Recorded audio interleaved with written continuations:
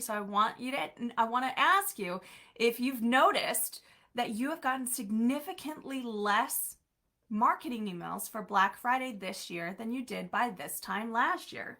I know I certainly have. And I have, despite all of our best efforts to go in and unsubscribe from all of this, I've got a ton of email in my junk email box, from retailers and things. I things, buy things from throughout the year. So I should be, by all accounts, getting a bunch. It's November 20th.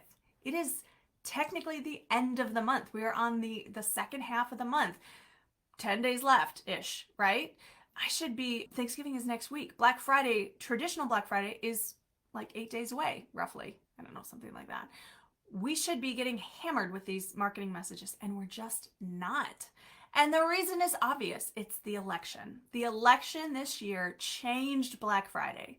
And truly, I believe that the outcome of the election also changed Black Friday. Now, a lot of people say that the outcome of this election is very business positive, right? Positive for business, which is why you see things in the market being very positive.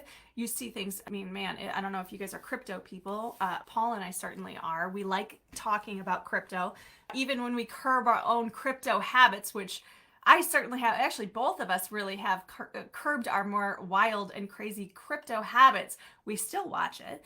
And, you see Bitcoin going to new levels that it's never reached before. You see meme coins like Doge and all this other stuff doing things that it's never done before. So the outcome of the election is business heavy. However, when it comes to media and marketing, as we know, tends to skew on the other side of the aisle, if you will, on the other side of the political spectrum. So the outcome of the election, in my opinion, changed Black Friday. So again, the election itself did, but then the outcome as well. And here's what we're going to do about it. We're going to talk about how we're going to deal with this too. Okay. And what we have to do.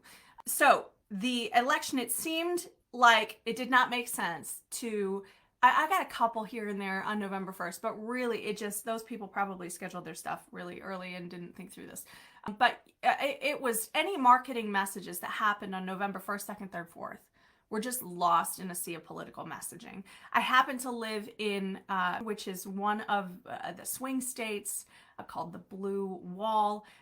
And basically what that means is whenever the kids were watching TV or my husband was watching TV, every message was political. I am really angry at both politicians for, because I had my kids coming up to me who are 9 and 11, and they're like, things like, asking me what rapists are and asking me why criminals need sex change operations. And I'm like, thank you, politicians, for this during Bluey or whatever show they're watching. But that was our life for months. It was just political ads over and over and over again.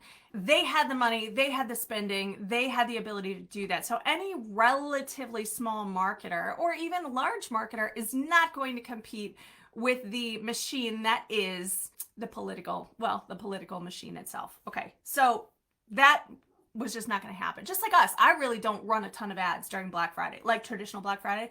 I don't run a ton of ads out there because it's freaking expensive to do. I can't compete against Target. I don't have that kind of budget.